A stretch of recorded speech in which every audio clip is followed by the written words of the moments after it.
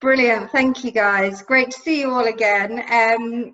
Yeah, so we've got a fantastic evening lined up. We've got Amelia back again, of course. Thank you very much for joining us again. And then this time we are sampling wines from SWIG, and we've got Robin here from SWIG. And we're all really excited about their wines. And we've got the Secateurs, which Hanneke here is a winemaker of, and we have the Moon Rosé, where Paolo is the winemaker of, and then we've also got the Soli Pinot Noir, which Robin will be talking to us about. So yeah, sorry about earlier on, I had a few technical issues, so I had to kind of move rooms. So yeah, wasn't really sure if you're all watching us backstage beforehand, but it's good, glad you're all here. Yeah, so just wanted to start off with a, little intro that we're really glad that Robin and Hanneke and Paolo are joining us, partly because this tasting is really close to Amelia's heart, and we wanted to show off these wines because they are some of Amelia's favourites. So, it's, I mean, you'll see I've got, a little bit missing from this one, a little bit missing from this one as I've been tasting them yesterday. And yeah, really, really excited to be sharing these with you. So we'll be going through those shortly. Just wanted to start off by saying, please do drink responsibly. We are asking you to open 3 bottles, but you don't have to. You can just open 1 if that's what you fancy, or open all 3. And then there's several ways that you can keep them fresh. If you keep them in the fridge after the tasting, even the red, it will last longer because the cool will, slow down any reaction, so any oxidation will slow down. And there are a few things that I kind of recommend, and I've been recommending these at my pop-ups that I used to do. So we have like anti-ox bottle stops, which are more effective than the Vacuvan ones. We have for sparkling, which we'll be doing a sparkling next week.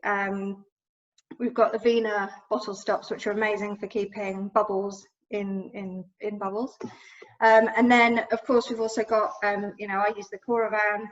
I've got a 10% discount for you all. Any of those, if you want to find out more, go to princessandthepinot.com just to find out a little bit more about those. And then I've also put the Soli into like Eto. I don't know if any of you have seen these before. It's just like a decanter, but then it kind of stops the air in it, so it doesn't continue oxidizing. So yeah, please do drink responsibly. But yeah, most fun tonight, and hopefully we'll hear Paolo with a little bit of a tune later on as well. You can see the piano in the background there. So yeah, it's a bold day. Just a little bit of info for the attendees. If you haven't done one of these before, you can hear and see us, but we can't see you. But we have got the chat on the side, so you can add little comments in the chat. So we've got Charles wants to say hi to Robin. So we'll be reading the chat, and then there's also a Q&A box. So just pop any questions you've got in there, and I'll be going through those to make sure that we've answered your questions as we go through. And yeah, just have some fun and talk to us, ask us questions. And Robin, do you want to start off by just giving us a little intro to SWIG and what SWIG is about? For sure. It all began really when I was 19, and I wasn't quite sure what I was going to do next. I'd done a bit of cooking, and I'd done a bit of serving wine and beer in a bar. And I went to a wine tasting, and it was a blind tasting. So all the bottles were wrapped up. There were 6 of them, and it was incredible. It was like having fireworks of different colors and flavors in my mouth, and I just couldn't believe the different aromas you could get. And it really took me on this path where I'm still on today. And I was very fortunate to get a job in a good independent wine merchant, working with the wine buyer regularly, which is a good thing when you're working with a smaller company, you can do that. And it happened to be the same guy that had done this tasting. So he followed this kind of philosophy of tasting wines blind. Throughout the next 3 years, I tried thousands of wines blind. And what it really means is I think your senses are heightened. If you imagine walking through the woods or the forest and you're having a lovely day, but if you just shut your eyes for a minute, you hear so much more than you do if you're just looking around. So you're kind of focusing on the sense of your tongue or your nose, and it brings out a lot from the wine. But it also means that you're tasting wine unsaddled with a preconception of what's coming. So you're just focusing on the quality. It's like maybe listening to a good piece of music. If someone told you it was Bach, you go, oh yeah, that must be good. But if you didn't know, it could be written by anyone that was amazing. And same with art, I suppose. And so it allows you to do that. And it also allows you to start to bring into your life of wines that you might not have considered before. You might grow up thinking that Bordeaux is the only way to go. And you know, if it's not something classical from a region like that, I probably don't enjoy it. But if you let your tastes carry you to where you're going on a taste journey, you might discover things that you never thought you liked, but you love. And some of these wines are representative of that this evening, because they, in the end, it allows you to find wines that punch above their weight, I suppose. But we had a wine shop eventually after I worked for some restaurants that were quite well known, and for a large importer, which took me off to Italy every few weeks, which was amazing, and other places. And I set up a wine shop in North London, in Belsize Park, and it was brilliant because there we could take everyone on a joyful wine adventure day by day. People would come in daily or weekly, and they tell me that they loved that wine or they didn't like that wine so much, and so we knew exactly kind of where to take them next on this journey, if you like. And we really felt it was our responsibility as wine merchants to kind of challenge people a little bit and take them a little bit further and develop their tastes, a bit like art or music as well. You know, if you love Mozart, it's fantastic. I love it, and you'll never get bored of the greatness and the depth of Mozart. But if you are then given a bit of Mahler or Wagner for the first time, it's like, what's happening here, or Stravinsky? And it takes maybe 3 or 4 goes to begin to realize those extra kind of nuances and complexities that live there, that you are great, but you didn't realize they were there. And it's the same with wine. We have to be careful not to get stuck in a rut. There's a lot of us who like Sauvignon Blanc, for instance, an amazing flavor and grape. And the frustration I find when I've got a customer who's one person in the family likes Sauvignon and they don't, is how to get their partner moving on from that. Sauvignon Blanc is still brilliant. I'd still drink it, brilliant, you know, with a lot of foods. But then we could say, well, let's try some Albarino, or let's try some Chenin Blanc that maybe is a little bit more like a fine Chardonnay or Burgundy, and that has a bit of aromatics of Sauvignon Blanc. This kind of thing. It's a great thing to go on this journey. And at SWIG, I think that's what we particularly like doing, is going on this vinous journey with people on this adventure. I love looking for wines that, I like looking at stones that have been unturned for a while. I like to taste until the very last minute of the wine tasting. If I go abroad to look for wines, I will be knocking on people's doors at 9 o'clock at night, saying, please, can you let me in and taste some wines? And only then do I feel like I've done my job. And I've got them going on my laptop as a wine merchant. Rattling on in the background. So that's really what SWIG is all about. And now we're a mail order business, and we import wines directly from producers. We sell them to restaurants around Great Britain. But my first love and the thing that I love the most is really connecting wine producers with customers. And one of the things I remember is meeting Ardi for the first time, or Paolo for the first time, or Hanneke, you know, the guy that Hanneke works with. I can give you an example. I was in Italy and I fell in love with this wine. And the producer had worked with a great winemaker in the region and has started making wine by himself in his kind of outside a house. He didn't have a cellar. He just had one vat. But the belief was there that he will make great wine in the future, and you could already taste it in the first wine. So he didn't have any money. His wines were sort of stacked up in the dining room. It was all very small. And I brought this wine back to the UK and tasted it again with my colleagues. We loved it again. And we wrote this article to our customers and said, this is really a brilliant wine. They've got a brilliant future. Let's get on board. And the customers paid us the money up front. We were then able to pay the check to the producer immediately.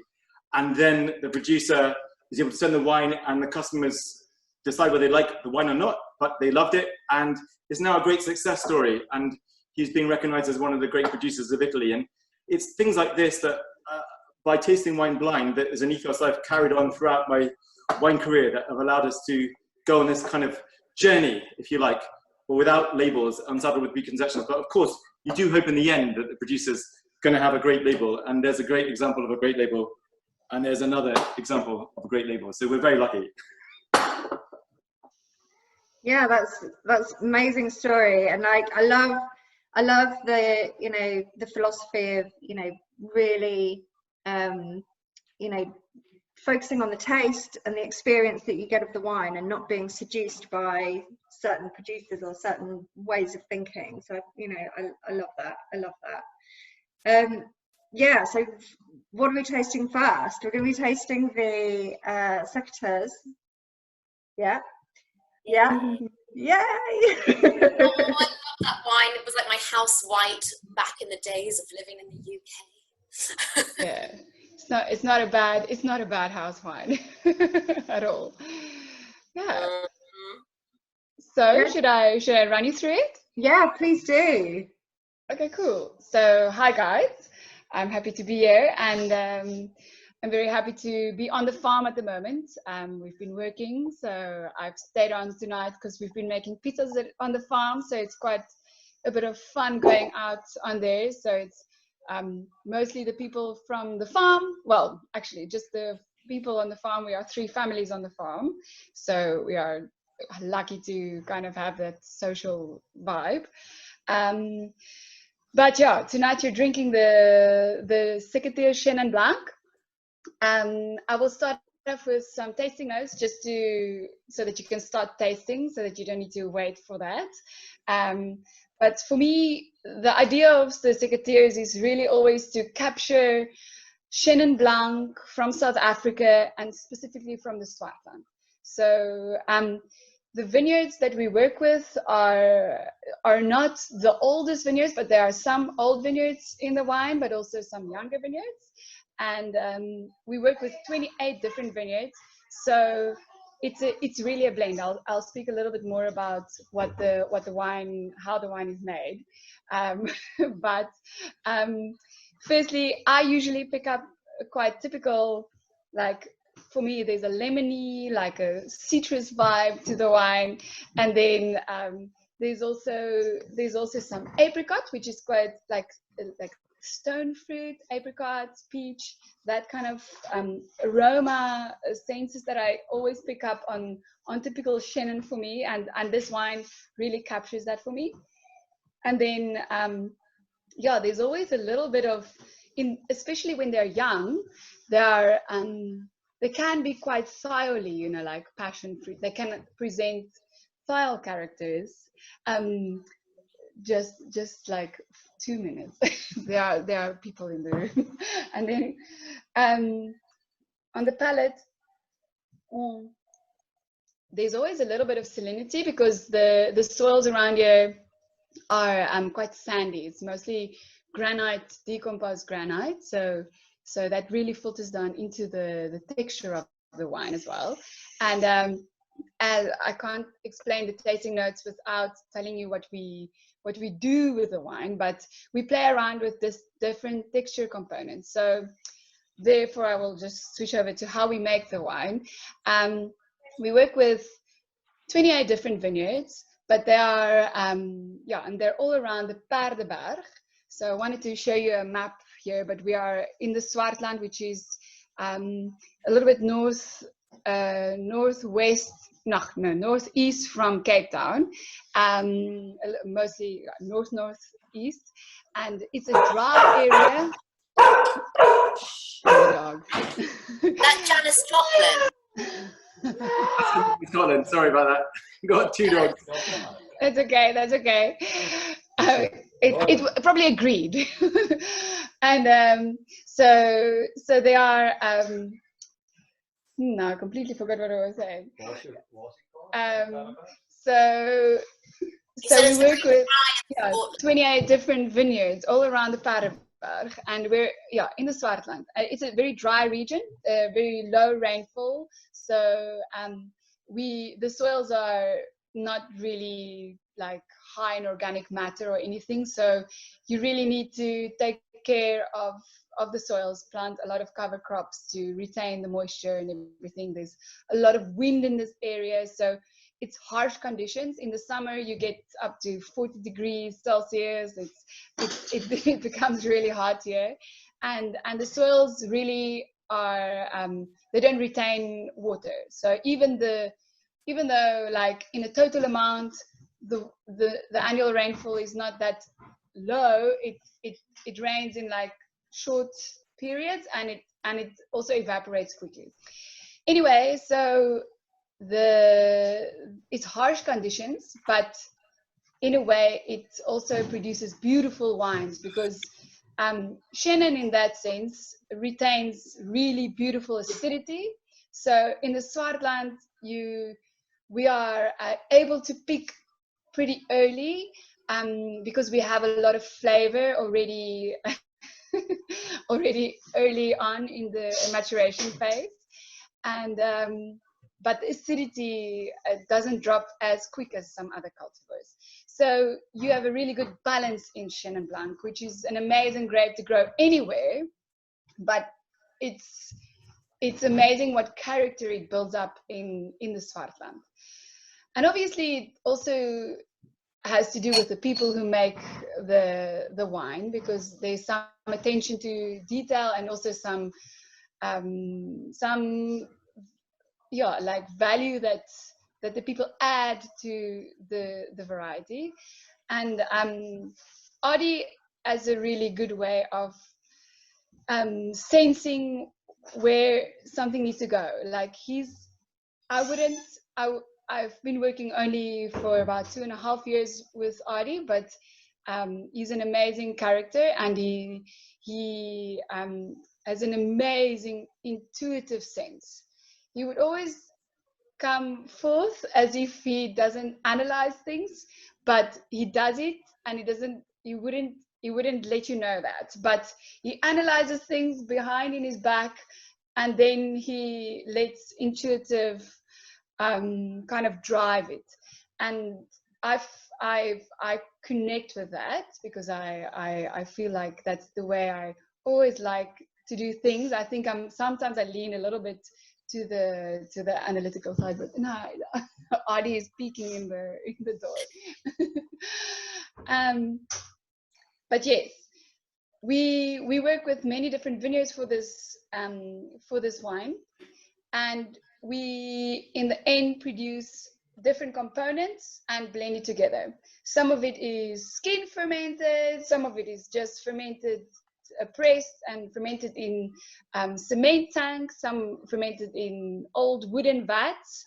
So there is wood in the wine, but it's old wood, mostly big wooden vats, big fooders, big barrels, 500-liter barrels in general. So we have always different components to play with, and we have that ticket to play with skin contact and see where it can add to texture.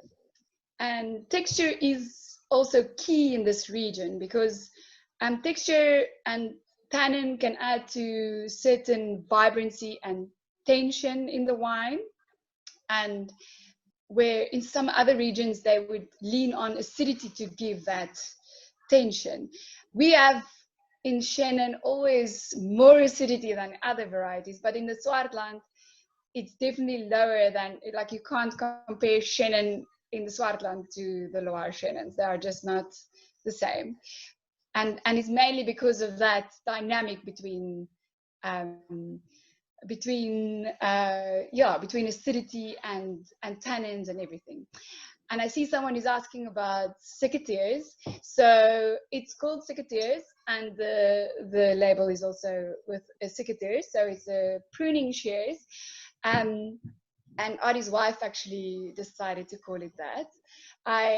She's very creative, and she's the one that always brings in the vision in the company, and it's really to represent the people who work in the vineyards and the people who are close to the vineyards.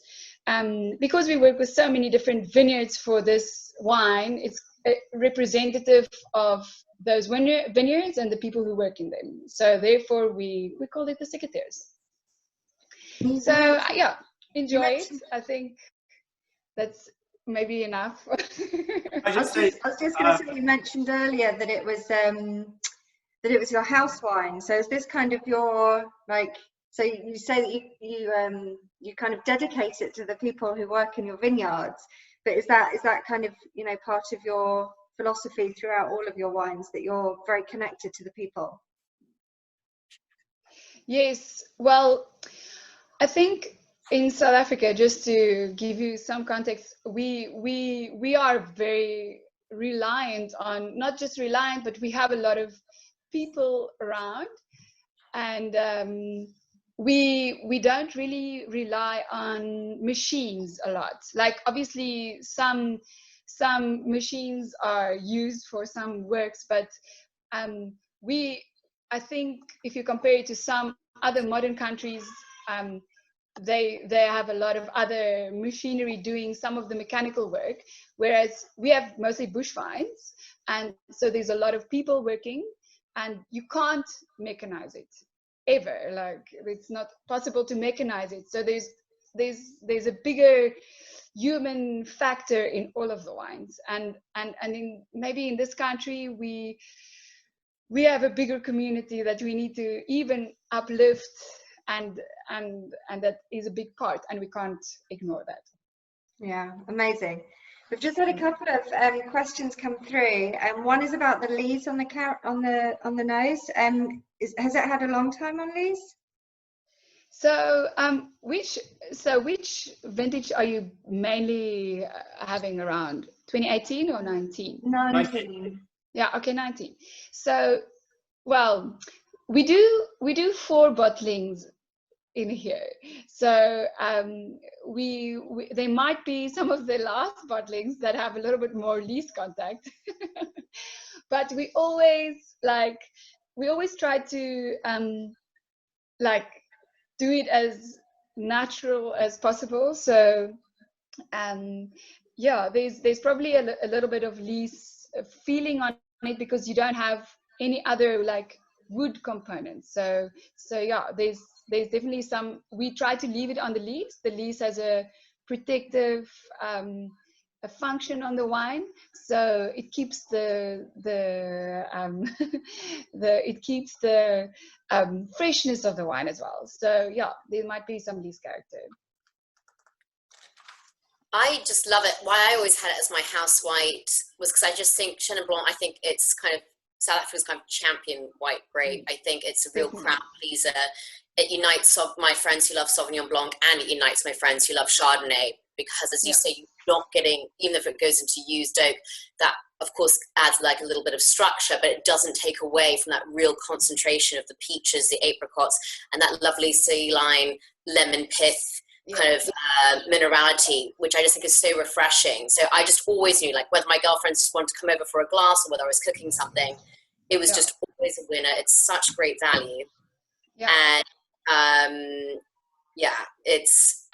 it was very nice housewife. But then again, I think everyone always, like, you know, when they come over to my house, they were like, what are we going to get? And that always would just, and the story, as you say, to a story, it's fantastic. And it was really exciting last year when I got to visit the winery and actually be able to taste the Chenin Blanc from the aged barrels, and it was like pure peach juice. It was so intense. It was so creamy, amazing. It was really great. That's awesome. And just to add on that, we've found in a warehouse one lost pallet of 2015 Secateurs. So that's the 2015. Amazing, like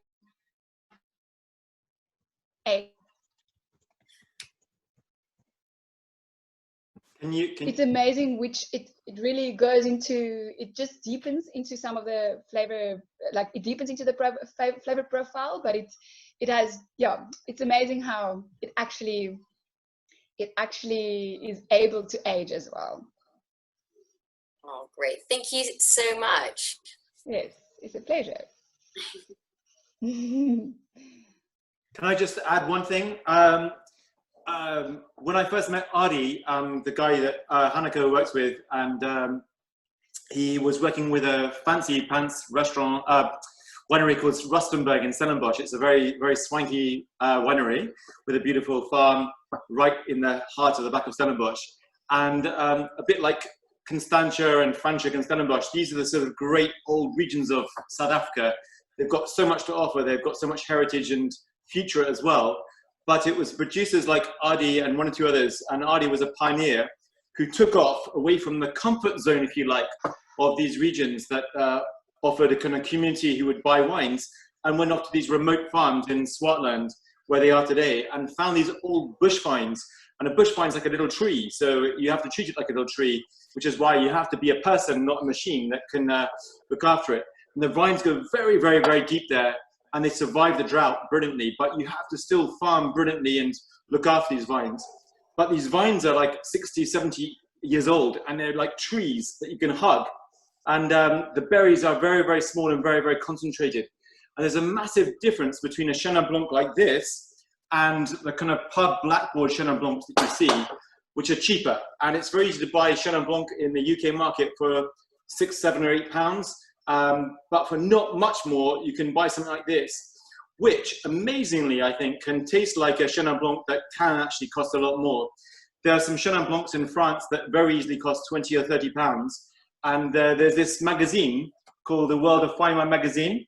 And there was this tasting hosted by them with some of the great palates of the world. And they tasted all the smart Chenin Blancs, including from the Loire that Hanneke talked about earlier, that can cost 20 or 30 or 40 or 50 pounds from big names. And this was the, I'd say, most successful wine for all three expert tasters in terms of it all hit their top 10, but was the cheapest or least expensive within that category. And it's when you hear, although it's an intuitive wine, it's made with soul as opposed to a recipe, which I love, and it's so important. There's still a lot of effort, as you say, in analysis that goes into this. That Adi and Hanneke are doing behind the scenes, and this kind of leads contact, the old wood and things like this, and you end up with a great value bottle of wine that, as you say, will last for a few years too. But it's one of the jokes about your winery, Hanneke and Adi, is that the most expensive bit of equipment in there is the coffee machine, and we love that because it's like every time you go to the winery, the first thing you go and is have an espresso and put a knob of butter in it and play a track on the LP. And we love that about you. You're very, very down to earth, yet your wine speaks volumes without shouting, hey, look at me, you know. It's all there, and it's beautiful. Yeah. Yeah, it's an honor to work here, actually. And it's a creative place, and yeah, it's just to say, like, the last week, and it's not even wine related, but we've had time to, I don't know, to play around with, because we're not giving tastings and we have extra time in a sense. And at the moment, there's going so much energy into the vineyard, which is Adi's priority at the moment. And it's amazing. Like, if you I don't think there's another farm on this mountain or even in South Africa that gets so much attention in the vineyard. But anyway, it's a place with a lot of heart. And there's always space for creativity, and yeah, maybe that's all. I think it's an amazing wine, and for you to call it a house wine, I think is just, you know, underrepresenting it. And something that like, moving on to the next wine, the Moon Rosé, which, I mean, like I was saying, you know, yesterday I was trying it, and then I'd just have a little bit more, and then I'd have a little bit more. It's quite a moody wine, quite an interesting wine, and it develops as you taste it, if that makes sense. I mean, Paolo, do you want to tell us about it? Well, thank you to be here. And So I would like to say some words before about the winery. It's a family-run business. I mean, we have 11 hectares and a half of vineyard and almost 3 hectares of olive trees. We are me and my sister, that we are analog winemakers as well, and the rest of the family. Because we are in Marche region in Italy. Not everyone knows Marche region. Lots of people knows Tuscany. Marche is in the opposite side of Tuscany, but Adriatic Sea. So we see the sunrise in the morning. And you have to know that this year, Lonely Planet recommended the Marche region as one of the best places to visit in 2020. But at the moment, I think that it will be quite difficult because, I mean, we are not so lucky probably because I hope that people will come in 2021. Our area is Conero. Conero is a mountain that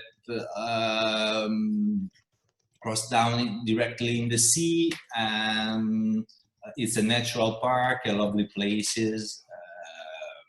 I mean, we are really in love with our place. I mean, everywhere is so beautiful, every part of the world, but you know, we were born in Conero and we love our mountain. The soil is limestone, a lot of white rocks, and I think, and we try to put in the glass our terroir, so the limestone, the sea. We are looking for the sea. So we are looking for the sea for the white wine, for rosé, but also for the red wines, because we have lots of marine fossils on the ground.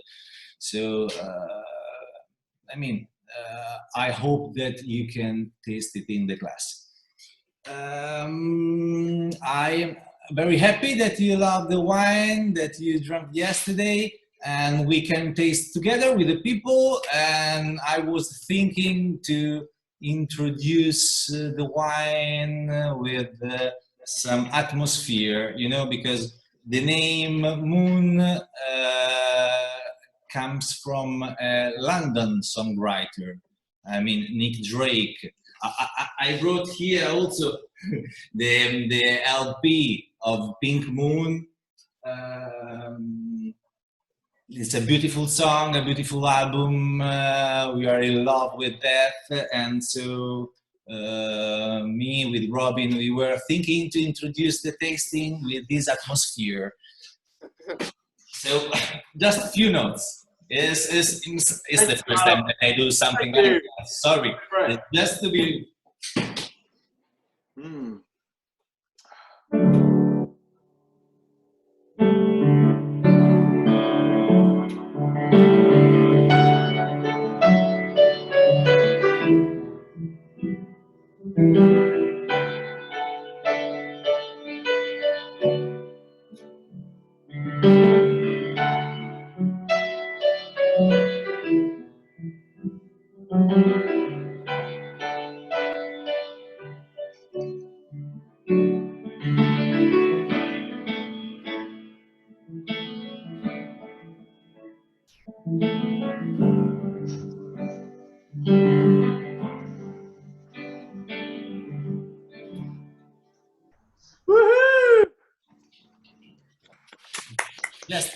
Just few notes.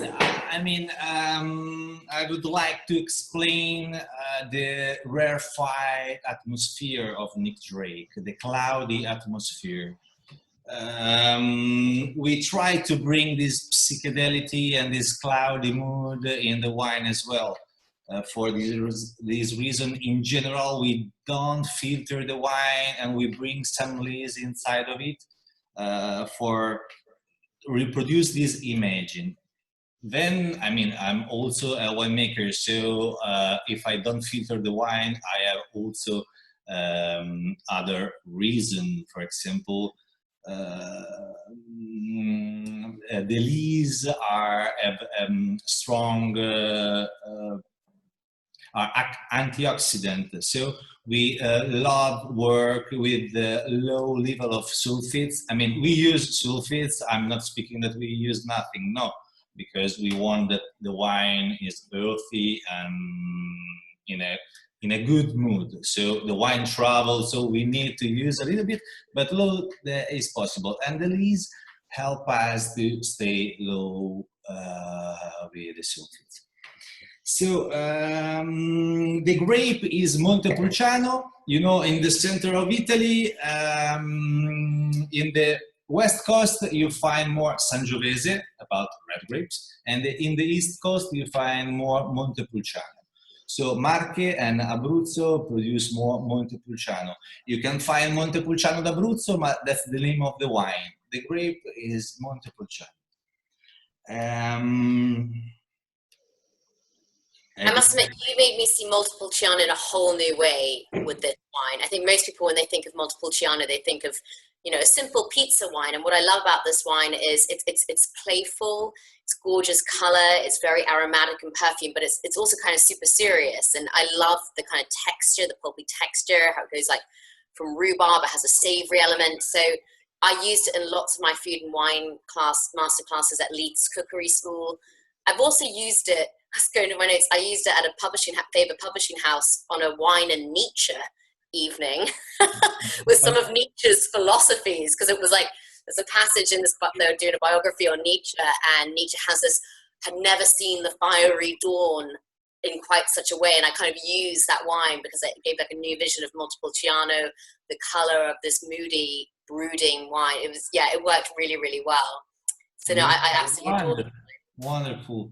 Yeah, I mean, Montepulciano is a grape, a full-body grape. When you mix red wines with Montepulciano, sometimes they are rude, sometimes are difficult. In Moon Rosé, we are looking, as you said, something that is fluent, but it doesn't mean that have to be easy. I mean, we are looking for the lightness, but the complexity as well.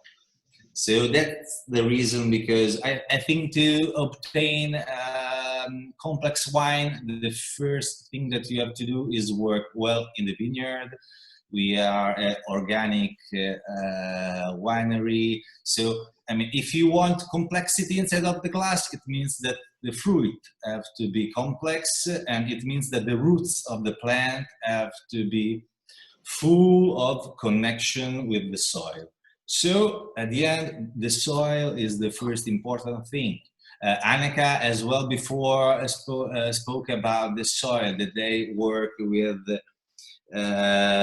cover crops and lots of other things. For example, we use also some biodynamic products because, I mean, we are not a biodynamic winery, but we are inspired by the theory of Rudolf Steiner. So we use cornoletame, I don't know the translation, 500, no, 500 and flatten. So it's really important to work on the soil if you want to find complexity in the glass.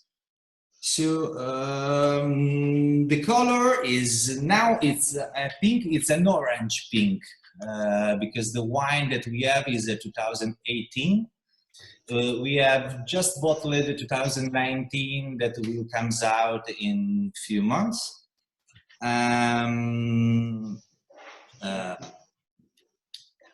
The lees helps to the freshness of the wine. So the color can change, but not the freshness of the wines, in my opinion. And then we can taste the nose. Would you describe yourself as a natural winemaker, or not even put that label on it? Because what I love about this wine is it is very naturally done, but it's not too funky, it's not too scary and esoteric for people. I mean, we are looking for the good wine, the special wine. I mean, we don't need the to say, okay. Yeah, the label. You don't need the label of natural. Yeah, we don't need the labels. I mean, we were born drinking the wine from our father that were honest wine, but our family tried for all the time to make good wines. So there are natural wines are my favorite, but I like a wine well made. So we can taste a lot of natural wines that you cannot find nothing wrong. I mean, because nature is really complex, but the winemaker have to work to bring in your glass, for me, clean emotion. I mean, to produce wrong wines is easier, because I can let you taste some tank in my cellar that was not so perfect, and you will find this kind of defect or something that for me are a little bit also can standardize the wine. So we are looking to produce clean wines. I hope that we do. So the mouth, the acidity is not so high, also because we are in front of the sea. We are 5 kilometers far from the sea, and so our temperature range is not so high, so we don't have so high acidity, but the wine, the body of the wine is supported by the minerality of the soil.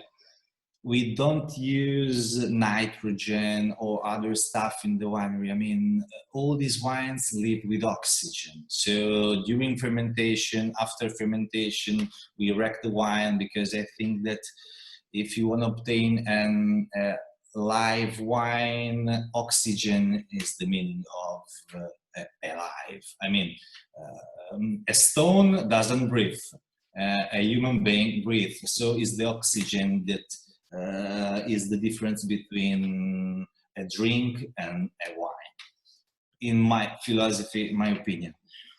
Then in the mouth, I mean, also in the nose, for example, I can taste the sea, I can taste the seaweed of the rocks.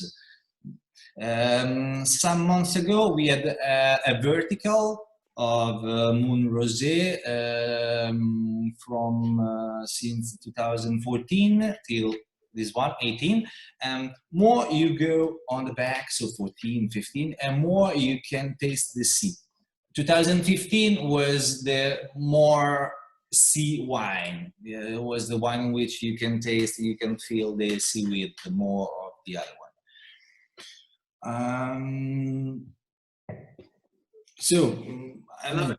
You can, Robin, help me. Yeah. I love it. You're doing brilliantly. I know that. Absolutely love it. And I've been to Ancona, where you live, and I've seen the sea and the local fishermen bringing in their little, sepiarelli, their squid and everything. And I can smell the seaweed now you talk about it, and the taste. I love it. And it also reminds me, the more you talk about it, the more I realize, as I know anyway, that it's a very special rosé. There's a lot of depth of character in this rosé.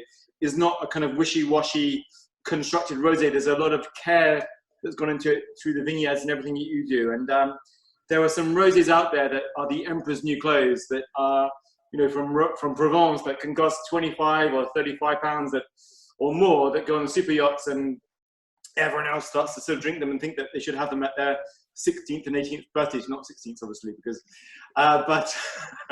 but I hear a lot of people asking for a certain rosé these days that's produced in many millions of bottles, and it's nothing compared to this. This has got a lot of character, and for the price it's absolutely fantastic, and it's just so brilliant to experience it again with you, Paolo. You guys are incredible, and I love your instinct and your kind of philosophy about kind of natural wines and not using chemicals and things like this, as far as you can go on down that route, and it's beautiful. And I've taken a leaf out of your book and made some pink sauce here, which is like ketchup and mayonnaise, and got a kind of prawn and a bit of chicken. And I always say, spice, and it's delicious. Make pairings with rosé is really easy because it's enough that you put something that is pink. So, for example, you have to taste with mortadella. You know mortadella. It's wonderful with this kind of rosé. You can stay all the afternoon with bread, mortadella, and moon.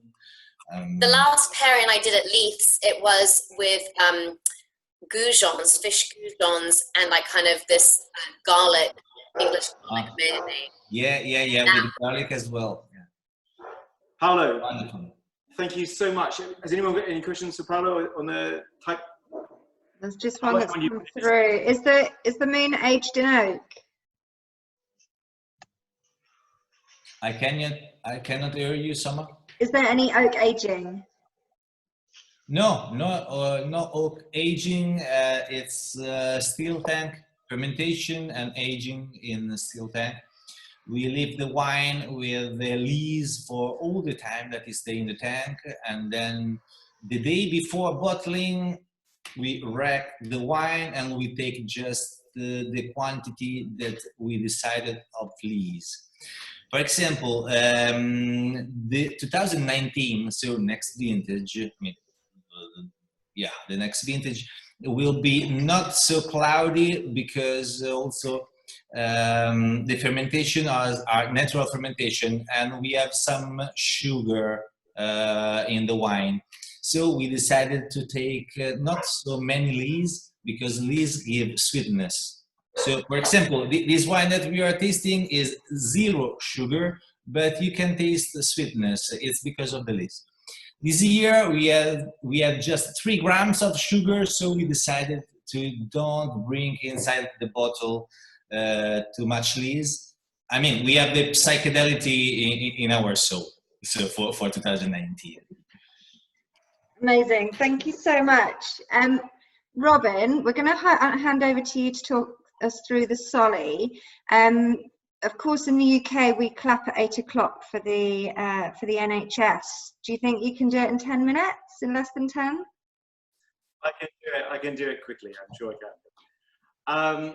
Paolo, thank you very, very much for that. And also, I'd like to, before the evening comes to an end, and I want to say thank you to Soma and Amelia for bringing us together.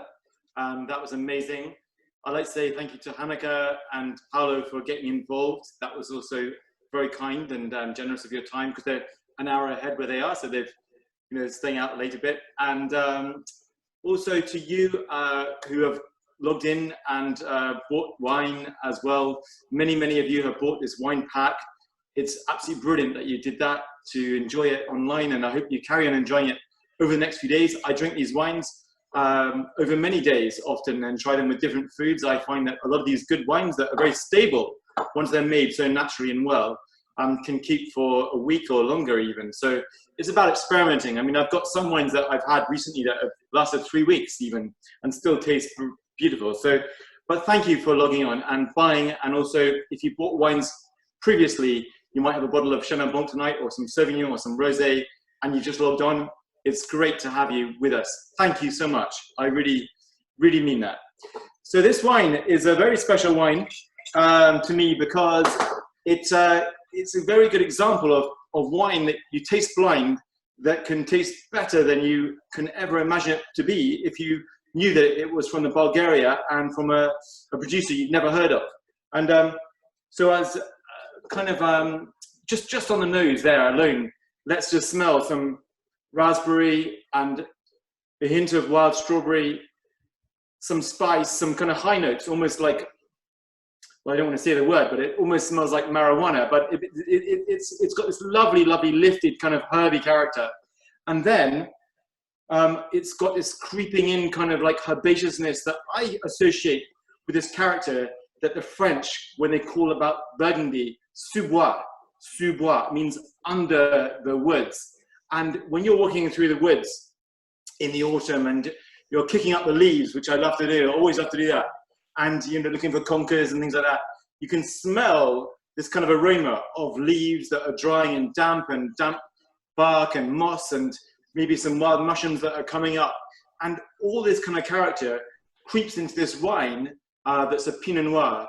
as it ages a bit. And Pinot Noir has this magical character that when it's young is kind of raspberry, strawberry, sometimes cherry, sometimes blackcurrant if it's slightly hotter climate. But it's got this lovely magical character. It's fresh, it's pretty, and with this magical extra dimension that creeps in. We call it in the wine trade tertiary aromas.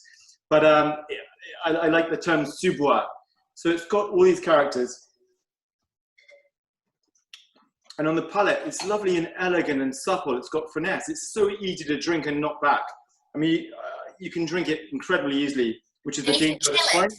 Huh? And you can chill it also. It makes perfect for chilling, exactly. As Amelia says, light wines like this are excellent for chilling. And they're very refreshing with food on a hot summer's day and for just drinking slightly chilled. But it does work well chilled. And sometimes when I've drunk a wine like this, a glass, maybe one night, I put it in the fridge and have it chilled the next night. And so I experiment a lot. And I love trying these different wines with different foods. And this wine is amazing with pasta, with risotto, and also it's very good with a little bit of bread and a little bit of garlic rubbed onto it, and a little bit of mushroom, and a tiny bit of rosemary. And the combination, whether you have it with pasta or with chicken and things like this, with this kind of wine is just phenomenal. I'm not sure if I want to do it on camera, but let's have a go. I loved giving this wine in blind tastings at corporate events, because all of the bankers and everything like, oh yes, this is definitely Santenay, this is definitely from Burgundy, and then I always revealed it was so satisfying. It's done that for me on numerous occasions, Amelia. I do tastings as well in the city sometimes or wherever it is, and it's lovely to share that joy of blind tasting. And so, like you say, Santenay from Burgundy, or I sometimes find with a Chambre Musigny, it's a good match because it's quite delicate as well. And it's really a fiendish wine to drink blind. And it can really make people think, wow, what is the best wine I'm drinking? And in a way, that's the most important thing when you're trying wine blind. What do I prefer, as opposed to which is the most expensive? Because that's what's telling you what you should buy, I think. And yes, it does that amazingly. And just to say, along those lines, it's now been written up by famous journalists, such as yourself, but also Jancis Robinson, Jane McQuitty, Matthew Jukes, Ollie Smith, David Williams in the Guardian, Hamish Anderson in the Observer, in the Telegraph, and Victoria Moore. I mean, there isn't a journalist I don't know who has not written this up and said it's a really amazing wine. But it's taken a while to get there. But I'm so pleased it has, because it deserves to be. Yes, it's not the most amazing wine in the world, but for like 12, 13 pounds a bottle, to get Pinot Noir like this in a glass that's got this kind of finesse is great. And the great thing about this wine, it's got aging vines now. So when this winery began in Bulgaria, it was an Italian guy who had money because he was in textiles in Bulgaria. And he was from Piemonte, so he loved Barolo, which is a grape a bit like Nebbiolo is the grape from Barolo. That is a bit like Pinot Noir, so he loved Burgundy too. And he wanted to put something back into Bulgaria. And he spent 2 years looking for the right soil to grow Pinot Noir. And so the soil is kind of towards the Black Sea. It's 2 hours east of Sofia towards the Black Sea, an hour or so from the Black Sea. And it's quite hot, but they get cooling afternoons that keep the air fresh, which is what Pinot Noir needs. If it gets too hot, it gets too sweet and blackcurranty. And it gives it this kind of finesse and nuance. But the interesting thing here is that the head of the winery now is a guy who comes from Piemonte, which is where Barolo comes from. And he worked with the most famous of producers there, or one of the most famous and influential, called Luciano Sandroni. And Luciano, he was the viticulturist here. And when he tasted this wine blind, this guy who's the viticulturist, who's moved to Bulgaria now, he tried it and thought, wow, if I can smell and taste a finesse in Pinot Noir like this from Bulgaria, there's got to be something in it. So he went there. But they planted vines from Burgundy, great clones, all the different kind of clones you can mention, to experiment with different types. And they picked the best really to make this kind of wine. And it's a beautiful thing. I mean, I'm not a wine snob. I love wines that do cost more money, but also I drink wine daily, and I drink wine just for pleasure, like a daily wine. And I find this fits into my category of drinking very, very well, a bit like the Chenin Blanc, the Rosé. It's lovely to have these wines that are so quality, but good value. And so this is Soli Pinot Noir from a winery called Miroglio. I can tell you a lot more about it and the winery, but I know we're getting up to clap time for the NHS, which is the most important thing tonight. Yeah, but Robin, can you tell us a little bit more about the notes that you're getting on this particular vintage? Oh, with pleasure.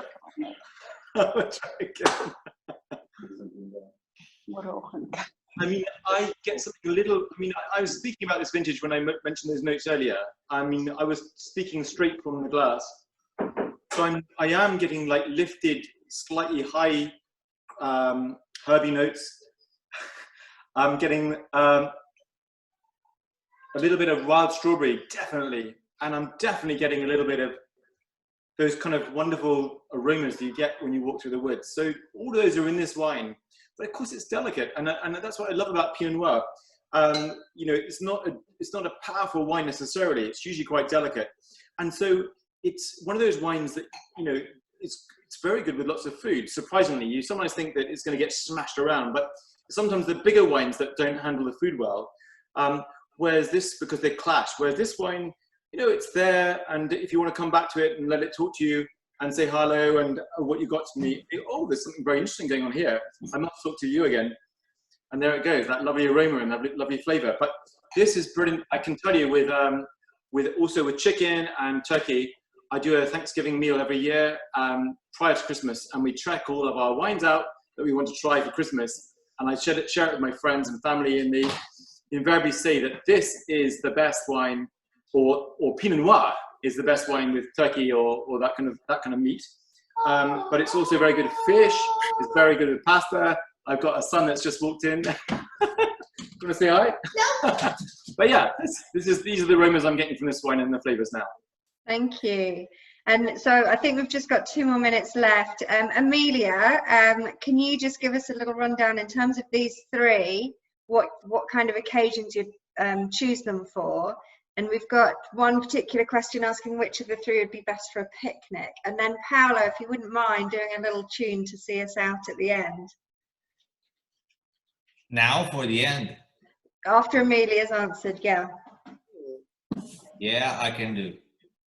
Well, the thing is, I kind of chose these wines because I think they all actually are so versatile with food, for occasions. They've got the fruit, they've got really interesting body complexity, and they're not too overly oaked or too big or too in one dimension. So I think they're a really good kind of unifier. Oh, your son is so cute. So I actually think, gosh, best for a picnic. The Secateurs is screw cap, isn't it? That might do it for me. Just because, like, as I said, like, they all, I think, would go fantastic. Like, when I'm thinking of picnic, I'm thinking of dips, I'm thinking of sandwiches, I'm thinking of cheeses, I'm thinking of meats and hams and things like that. So I actually think all of them would go well with summer salads and that kind of thing. So maybe just the only reason why I probably choose maybe the Chenin Blanc slightly over is easy access with the screw cap. But actually all of them would be fantastic on a summer's day picnic. Hopefully we're allowed out summer and to enjoy them. That would be amazing. Amazing. Thank you all so much. And Robin, thank you again for, you know, joining me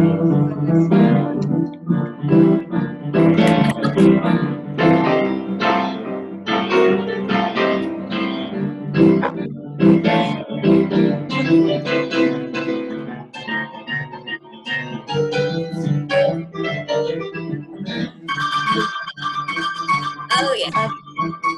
That's what we're talking about. You can have me in the office.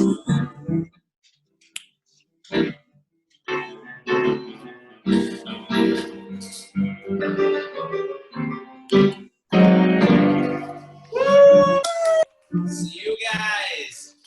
Thank you so much. Yes, Amelia, thank you so Paolo, much, guys. Thank audience. you. Bye. Bye. Thank you for coming. And sorry we're not staying any longer, but